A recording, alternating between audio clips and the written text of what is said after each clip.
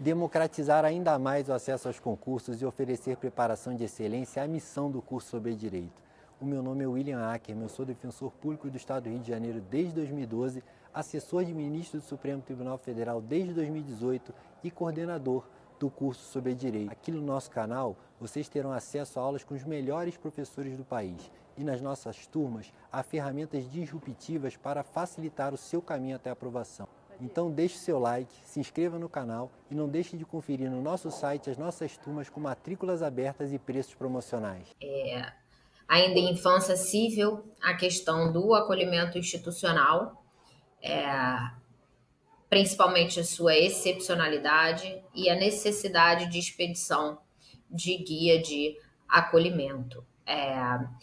Desde a edição da Lei 12.010 do ano de 2009, o Conselho Tutelar não pode mais requerer diretamente à entidade que seja feito o acolhimento de uma criança. A regra, e aí guardem isso, a regra é que todos os acolhimentos dependam de uma ordem do juiz da infância, né? Com a competente expedição de um documento chamado Guia de Acolhimento.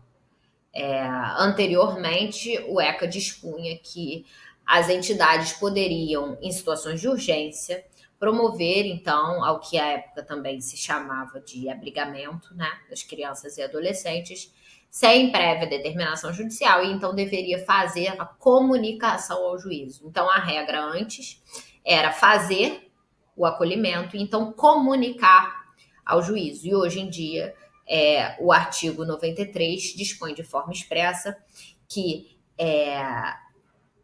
essa comunicação excepcional, essa internação, essa possibilidade de colocação em acolhimento institucional pelo Conselho Tutelar, sem prévia determinação judicial, que, falo novamente, é a regra, só poderá ocorrer em situação excepcionalíssima, e essa comunicação ao juízo da infância precisa se dar em até 24 horas. Então, além de frisar essa excepcionalidade da medida, o ECA passa a dizer que essa comunicação deve se dar num prazo reduzido, ou seja, 24 horas. Ou seja, o que eu estou dizendo com isso? A regra é a expedição de guia de acolhimento. Ponto. Excepcionalmente, o Conselho Tutelar pode promover o acolhimento daquela criança ou adolescente sem a competente guia de acolhimento. E aí, em que hipótese que isso aconteceria? E aí, sim, nessas hipóteses excepcionais de urgência, em que a criança, para ser salvaguardada, ou seja, estando a criança numa situação de risco, precise ser acolhida como forma emergencial e que não dê tempo de solicitar ao juiz, então, a expedição da guia. E isso só se dá até pelo conselho, quando, olhando para aquela situação de fato e de risco, né, como eu disse para vocês, não se enxergue, por exemplo, a existência de uma família extensa para receber emergencialmente aquela criança ou adolescente. Diante de uma situação de risco, o caminho natural é olhar se existe uma família extensa, um familiar, alguém que possa receber aquela criança. Não havendo, sendo uma hipótese excepcionalíssima, portanto, promove-se, então, o acolhimento daquela criança e aí comunica-se ao juízo da infância em até 24 horas. Então, apenas em casos excepcionais e emergenciais, promove-se o acolhimento independentemente da expedição de guia, com essa regra impositiva de que essa comunicação se dê em 24 horas. De todo modo, determinando o acolhimento da criança e expedido, então, essa guia de acolhimento, essa criança ou adolescente vai ingressar na unidade. E a partir dali vai existir um documento que é elaborado pela equipe técnica, que a gente chama de PIA. É muito comum que venha na prova assim mesmo, PIA. E aí ele é obrigatório para qualquer criança ou adolescente, e dentro dele existem outros dois planos, na verdade, né? Um plano de ação e um plano de execução, que é exatamente a estratégia para reintegrar essa família, essa criança ou adolescente à sua família, natural ou extensa. Então, a gente pode tomar como regra a existência de um PIA, sempre, tá? Se uma assertiva disser que é obrigatória a elaboração de PIA para o acompanhamento daquela criança, ela estará correta, porque tem que ter o PIA. E sem prejuízo, o PIA, como disse, contempla as duas ações, né? A execução, o planejamento e depois a execução, ação e execução, e ainda assim ele é acompanhado semestralmente, ou seja, a cada 6 meses, aquela unidade que está acompanhando a criança encaminha um relatório para o juízo da infância, quando então se reavalia a necessidade de manutenção da criança naquela unidade, ou se já é possível, diante daquele caso concreto, a sua reinserção na família, enfim, depende muito do caso concreto. Mas o importante é perceber que a cada 6 meses essa situação tem que ser reavaliada, ainda que seja para manter o acolhimento daquela criança, porque não tem jeito, porque não tem familiar, porque não tem nenhum interessado na adoção, enfim. Mas a gente precisa promover esse acompanhamento, e o Ministério Público atua muito fortemente nesse acompanhamento. Vocês já devem ter ouvido falar, imagino eu, mas isso eu, por exemplo, ouvi pouquíssimo enquanto estudava para concurso, e depois, na prática, vi que essa é a realidade de quem ocupa um órgão com atribuição para a infância, que é a realização das audiências concentradas. As audiências concentradas têm como objetivo exatamente reavaliar a situação dessas crianças. O curioso da audiência concentrada, e aí eu imagino que vocês não tenham essa vivência, né, a não ser aqueles que já ocupem algum cargo e talvez estejam querendo vir para o Rio, não sei, é que ela se dá, pelo menos se dava, né, até a pandemia da Covid-19, no interior dessas unidades. Então, ia todo mundo para dentro dessa unidade de acolhimento para ouvir equipe técnica, o próprio adolescente ou criança, familiares. Às vezes aparece um familiar depois de algum tempo dizendo que quer receber aquela criança, quer fazer um teste, e aí a gente faz essa audiência que a gente chama de audiência concentrada, e concentrada exatamente por isso, porque todo mundo é ouvido naquela ocasião, equipe técnica, os diretores do abrigo, a criança, os familiares porventura existentes, todo mundo está ali. O promotor está ali, o defensor está ali, o juiz da infância está ali, está todo mundo ali naquele ambiente para tentar chegar a uma solução para aquela criança ou adolescente. É isso. Essas audiências podem ser muito produtivas e muitas vezes são, porque a gente tem a possibilidade de entender qual é a situação daquela criança, o que ela está experimentando, o que está acontecendo ali na vida dela. É uma atenção diferente de olhar para um papel, de olhar para uma coisa fria, mas às vezes não tem muito o que fazer. A gente só acompanha aquela criança mesmo para saber se é algo que a equipe possa fazer, mas muitas vezes não há familiar, não há ninguém interessado em recebê-la, e aí a gente só acompanha e mantém o acolhimento daquela criança, infelizmente. Então eu falei para vocês as hipóteses de acolhimento, a excepcionalidade do acolhimento independentemente da expedição da guia, e mencionei para vocês o artigo 93, com a redação dada pela Lei 12.010 de 2009, que eu mencionei para vocês que havia mudado, portanto, a disciplina nesse tema. Vou voltar aqui. Então, a gente passou por esses pontos de acolhimento institucional, excepcionalidade, uma vez que, como eu disse a vocês, a equipe técnica e, no momento ainda embrionário, o próprio Conselho Tutelar tem que tentar inserir a criança na sua família extensa, e não sendo possível, então, promover o acolhimento, normalmente com a expedição da guia de acolhimento, em razão da imposição do ECA e da nova redação do artigo 93. Excepcionalmente, em hipóteses de situação de risco, poderia, então, ser promovido o acolhimento daquela criança ou adolescente, independentemente da expedição de guia, porém com a impositividade de comunicar ao juízo em até 24 horas.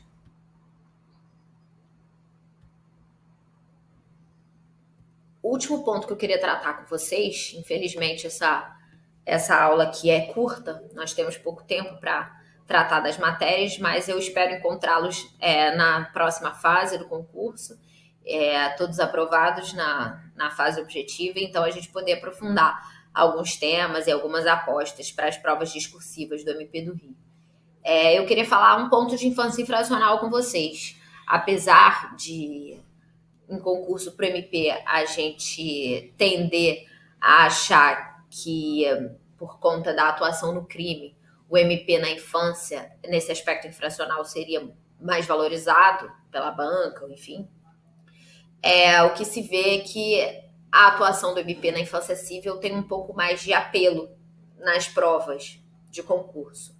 Porque, em linhas gerais, eu diria para vocês que, embora com inúmeras diferenças, a atuação do MP na esfera infracional guarda semelhanças com a atuação no crime, com várias diferenças, obviamente. Eu seria leviana se dissesse que não. Vamos até falar de algumas delas.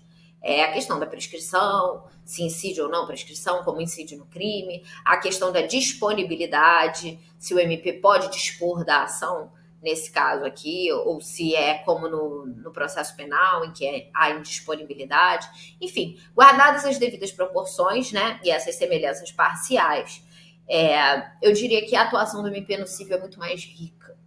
É muito mais rica e muito mais, digamos assim, livre.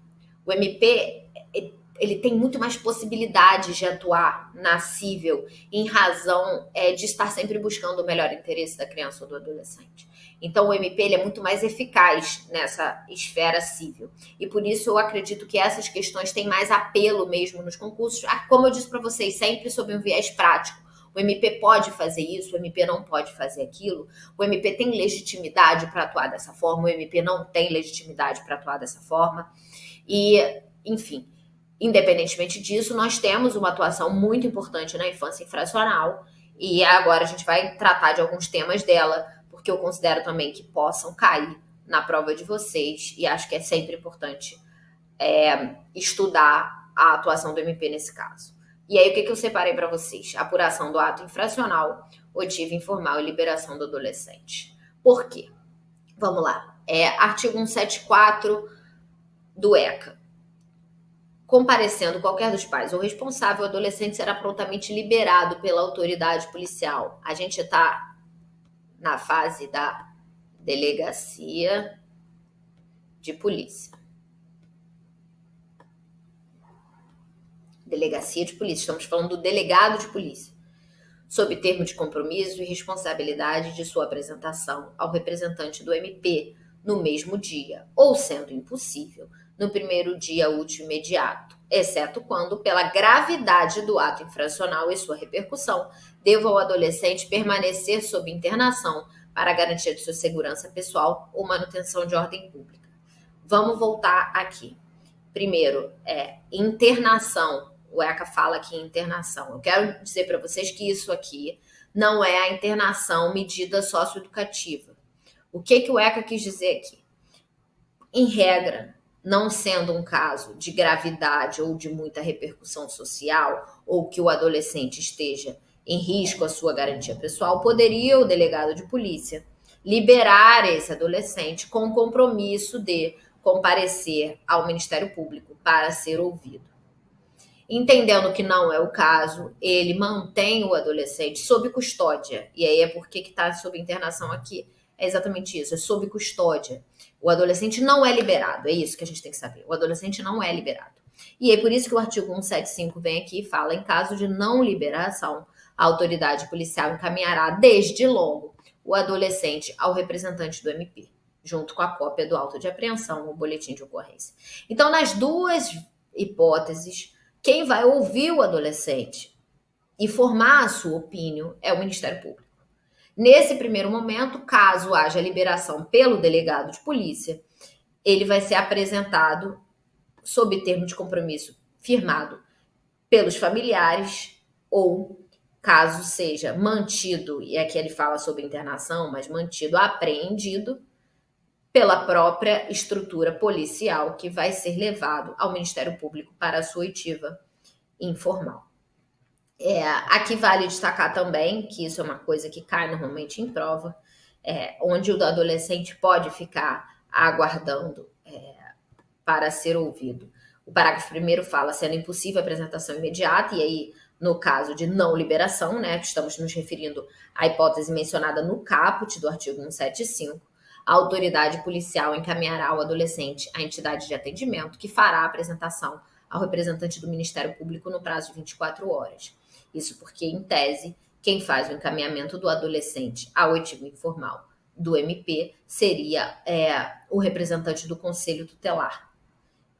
Não é o que acontece na prática, normalmente eles são apresentados pelos agentes do DEGASE mesmo, mas em tese eles deveriam estar acompanhados de um assistente social, de um conselheiro tutelar, alguém que possa promover os interesses daquela criança ou adolescente. Na verdade, adolescente, porque estamos falando aqui de procedimento de apuração de ato infracional, então adolescente, e acompanhá-lo na sua oitiva. Normalmente, os adolescentes são acompanhados pelos representantes legais, e aí supre-se essa necessidade. Não havendo representante legal para a oitiva, é prudente que o membro do MP aguarde a chegada de um conselheiro tutelar, para que então seja ouvido o adolescente. Mas o próprio parágrafo 2º diz: nas localidades onde não houver entidade de atendimento, a apresentação far-se-á pela autoridade policial, ou seja, já admite desde já que por alguma falha estrutural, não havendo a possibilidade de ser acompanhado por membros de equipe técnica, seja apresentado pela própria polícia, que, como eu disse a vocês, é o que costuma acontecer. O importante é essa segunda parte aqui: a falta de repartição policial especializada, o adolescente guardará a apresentação independência diversa da destinada aos maiores, ou seja, ele não pode aguardar numa cela dentro da delegacia. É isso, tem que ter uma repartição especial para que o adolescente aguarde sem estar misturado, portanto, aos maiores. E aí o ECA prossegue aqui no artigo 180, como eu disse a vocês, lá no início da nossa aula, quando chega o adolescente para ser ouvido, e aí ele vai ser ouvido na oitiva informal, que a gente chama, né, que é a oitiva feita pelo Ministério Público. Porque ela é informal? Porque ela não obedece os ritos do contraditório, ela não está judicializada ainda, ela acontece antes do oferecimento da representação socioeducativa. E aí o membro do Ministério Público poderá, e aí a lei traz algumas hipóteses aqui: conceder a remissão, promover o arquivamento, caso entenda, por exemplo, que o adolescente estava amparado por algum excludente, e aí não seja o caso nem de conceder remissão, nem de representá-lo, e, por fim, representar a autoridade para a aplicação de medida socioeducativa. E aí eu botei uma nota para vocês aqui, artigo 182, que é o rol das medidas socioeducativas, e lembrando que, em razão do seu caráter, o rol é exaustivo. E aí a gente prossegue aqui no artigo 181, do ECA, que fala nessa questão da remissão. E aí eu falei para vocês no início da aula. O artigo 181 fala: promovido o arquivamento ou concedida a remissão, o representante do MP, mediante termo fundamental, levará os autos conclusos à autoridade judiciária para homologação. Ou seja, respondendo àquela pergunta que eu fiz para vocês no início da aula, a concessão da remissão depende de homologação pelo juízo. E aí, homologado o arquivamento ou remissão, a autoridade judiciária determinará o cumprimento da medida. E, discordando, ela vai aplicar uma previsão legal semelhante àquela que a gente estuda no processo penal, que é levar ao PGJ para que, então, ele dê a palavra final. E caso entenda que seja o caso, sim, de oferecer representação, será designado outro membro, por conta da independência funcional. O membro do MP que já entendeu pela remissão ou já entendeu pelo arquivamento não pode ser obrigado a representar contra aquele adolescente.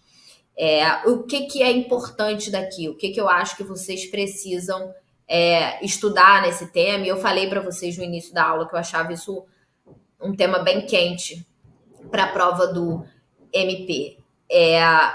São exatamente essas possibilidades que o membro do Ministério Público tem diante do caso concreto e o que pode conter a remissão. Primeiro, uma semana atrás eu estava de plantão. Hoje em dia, em razão da pandemia, os plantões ocorrem de forma virtual, né? A gente pode ir até o órgão ou a gente pode ir remotamente de casa, prestar o nosso plantão, porque as oitivas dos adolescentes não são mais feitas de forma presencial, ao menos por hora estão suspensas. Então, o adolescente é levado a uma sala, normalmente em delegacia, e então, na companhia de seu representante legal, é ouvido pelo membro do Ministério Público. Estava eu de plantão uma semana atrás, e fui surpreendida pela chegada de um adolescente que, embora tivesse cometido um ato infracional relativamente grave, ele tinha furtado cabos de iluminação pública. E por que eu vou dizer para vocês que é grave esse fato? Porque, embora não seja de valor econômico alto, né, esses cabos são baratos, eles têm... Essa subtração tem uma potencialidade lesiva muito grande, uma vez que ela prejudica toda a prestação do serviço. Muitas vezes, uma localidade inteira fica sem fornecimento de energia elétrica por conta dessas subtrações. E digo isso para vocês com muita tranquilidade, porque hoje em dia eu sou membro do grupo de atuação junto à Central de Audiências de Custódia do Rio de Janeiro, e todos os dias nós temos prisão por furto de cabos de energia elétrica. A crise se acirrou, a fome e a miséria aumentaram, e isso tem sido uma constante na nossa realidade. Ainda que diminuto o valor desses materiais, eles são de fácil acesso e, basicamente, moradores de rua realizam subtração diariamente desse material e vendem, então, a ferros velhos, né? Por que eu tô falando isso tudo para vocês? Esse adolescente me chegou exatamente assim. Ato infracional análogo a furto, qualificado pelo rompimento de obstáculo em razão da subtração de cabeamento. Eu fui fazer a oitiva do adolescente e o adolescente não tinha sequer condições de falar. Ele era absolutamente dependente, químico, se disse usuário não só de cocaína, mas também de cocaína em seu formato de crack, que tem um potencial lesivo e viciante muito maior, e se disse afastado da família há mais de 10 anos, vivendo nas ruas sozinho, e que fazia essa espécie de subtração para sobrevivência. Pela letra fria da lei, e aí a gente pode voltar aqui ao nosso artigo 180, que a gente estava analisando antes, o que o MP pode fazer? Promover o arquivamento, não seria o caso, conceder a remissão, talvez, não era o caso nesses autos, o adolescente tinha outras anotações anteriores por outros atos infracionais praticados, e representar a autoridade policial para aplicação de medida socioeducativa. E aí, por isso que eu falo para vocês que a infância civil é muito rica. Se coloquem nessa situação, vivenciada por mim uma semana atrás. Parece razoável que o membro do Ministério Público tão somente represente contra esse adolescente e nada faça para sanar essa situação de extrema vulnerabilidade que o adolescente se encontra? Parece razoável que essa seja a única medida de um promotor de justiça que está encarregado, acima de qualquer outra coisa, de zelar pelos interesses daquela criança? Não parece, né? O que pode ser feito nesse caso? Muitas coisas podem ser feitas nesse caso. O que pareceu correto ser feito nesse caso? Eu ofereci representação em face desse adolescente, e quando da elaboração da minha cota da representação, que a representação tem uma estrutura parecida com a da denúncia, né? Vocês devem conhecer, eu solicitei, então, que ele fosse imediatamente encaminhado para colocação em programa de tratamento contra a dependência e ainda fosse reinserido, quando possível, no sistema oficial de ensino. Essa criança, esse adolescente, estava afastado dos bancos escolares há anos e absolutamente dependente de substância entorpecente. E aí que eu falo para vocês, pela letra fria da lei, isso não está dentre as possibilidades que o MP pode fazer. Em nenhum momento está dito aqui, no artigo 180, que o MP poderia pedir ao juízo a aplicação de uma medida de proteção. Mas isso é evidente. o MP pode fazê-lo a qualquer momento, ainda que no bojo de uma representação socioeducativa. Então, é isso que eu falo para vocês. O procedimento de apuração de ato infracional parece com uma denúncia, parece com um processo criminal? Parece, mas nunca vai se confundir. O MP tem uma atuação, e aí aqui volta aquilo que eu falei em relação ao cível, e aí trazendo o cível para dentro da matéria infracional, o MP tem uma atuação muito mais ampla do que simplesmente oferecer uma representação, como ofereceria uma denúncia, por exemplo. Outra hipótese, o MP poderia, como eu disse para vocês, digamos, isso acontece muito, principalmente em cidades do interior. Chega o adolescente para oitiva informal, você como substituto chegou, não conhece nada dos procedimentos daquela promotoria e vai fazer oitiva do adolescente. Você é do adolescente e você começa a olhar o auto de apreensão e vê que foi uma briga de colégio.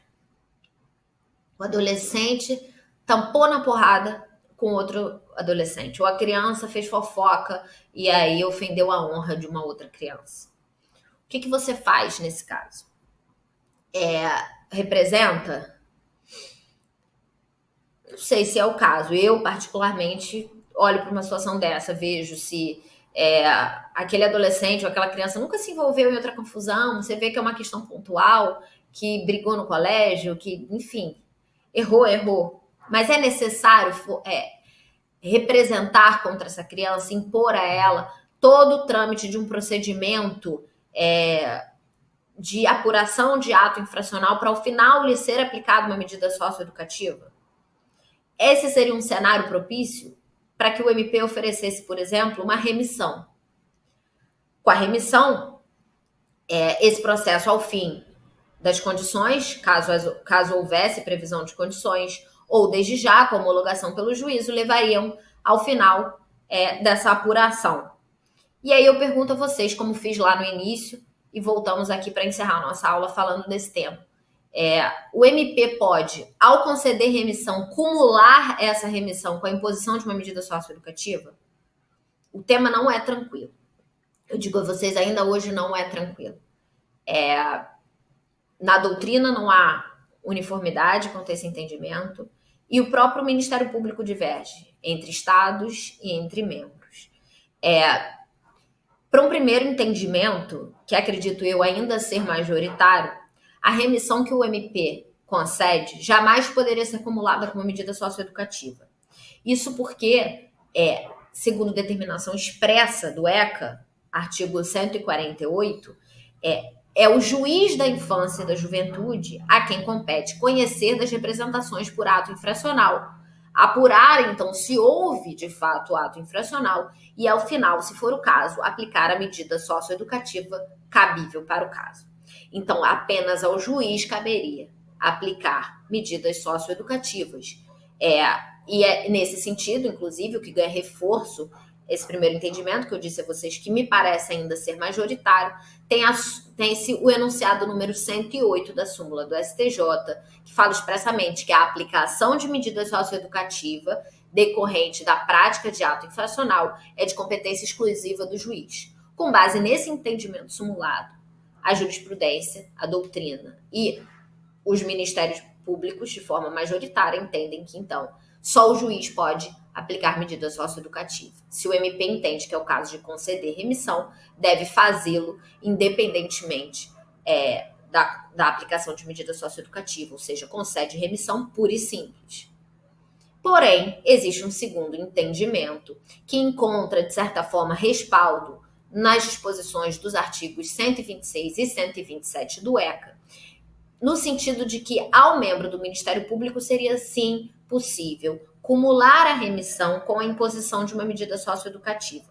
Então, antes de iniciar propriamente o procedimento, em que ao final seria aplicada a medida socioeducativa, que seria a representação, o Ministério Público poderia conceder a remissão, e aí, como eu disse a vocês, que causa a exclusão do processo, mas poderia incluir a aplicação de medidas socioeducativas, com a exceção, e aí até esse entendimento que entende que poderia o MP impor ao adolescente o cumprimento de medida socioeducativa, até esse entendimento, entende que não poderia o MP, ao fixar as condições dessa remissão, portanto, determinar a colocação do adolescente em semi-liberdade ou internação. Medidas essas que, sim, sempre dependeriam de determinação judicial.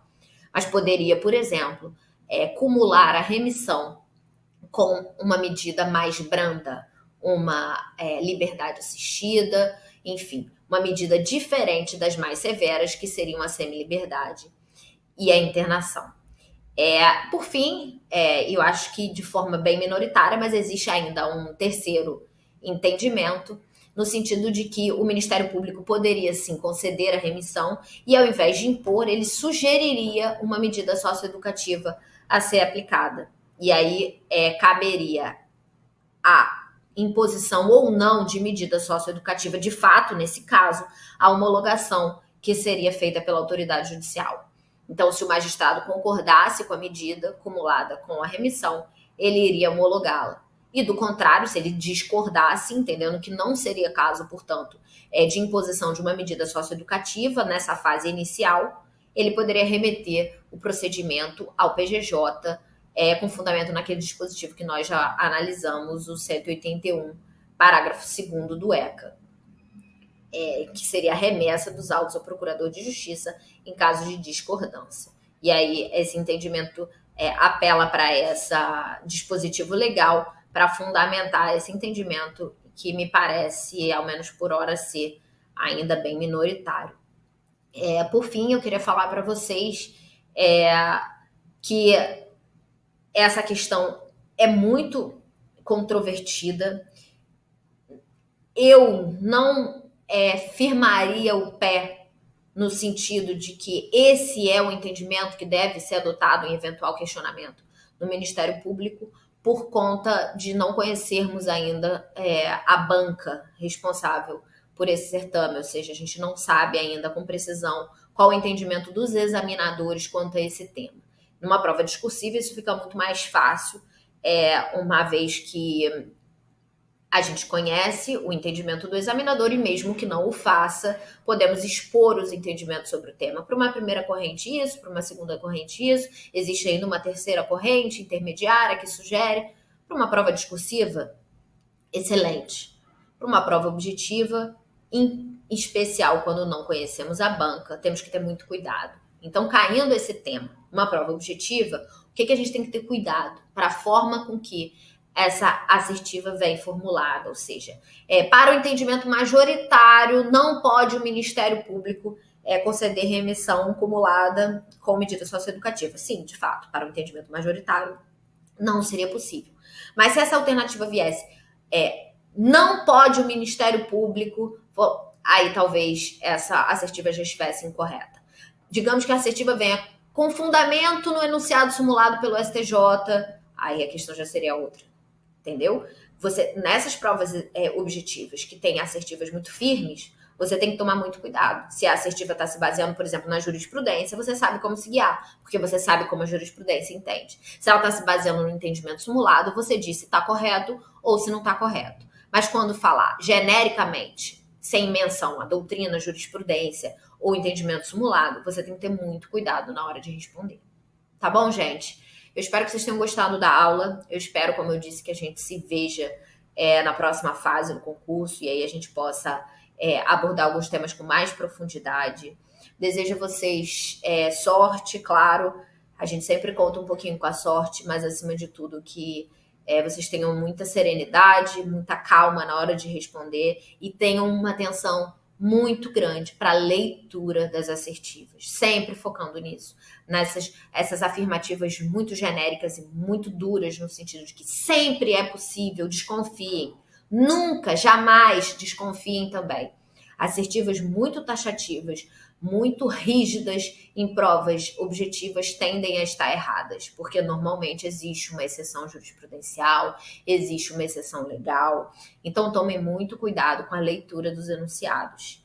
E espero, na próxima aula, poder trazer para vocês informações mais concretas da banca e dos temas que a gente está apostando para essa segunda fase, tá? Bons estudos para vocês, espero vê-los em breve aqui no MP do Rio. Tchau, tchau.